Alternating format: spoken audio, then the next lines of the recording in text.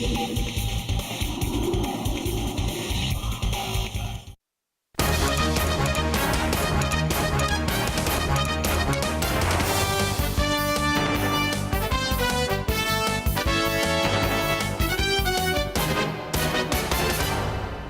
evening. Hong Kong's stock market plunged to its lowest level in 9 months after the U.S. Federal Reserve signaled an end to the free flow of money from its stimulus program.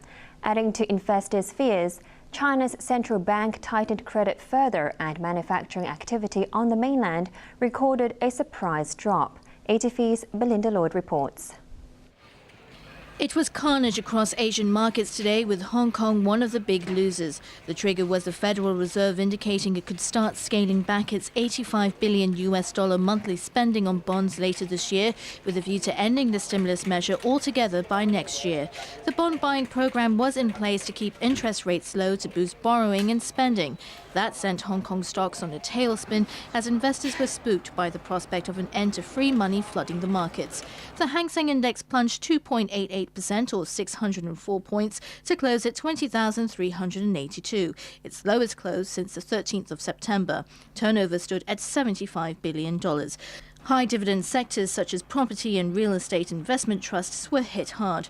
Adding to the turmoil in Hong Kong were surprisingly weak figures on manufacturing activity on the mainland. HSBC's preliminary purchasing managers index fell to a 9-month low of 48.3 in June, down from 49.6 in May. Numbers below 50 indicate a contraction, and analysts see this as a sign that a second quarter slowdown could be sharper than expected, given that it's the second month that the PMI fell below 50. The weak PMI combined with a surge in interbank lending rates to bring down stock prices as the People's Bank of China tightened credit.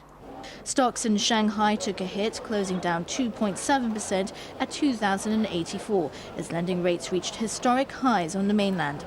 Other bourses in Asia were not spared as the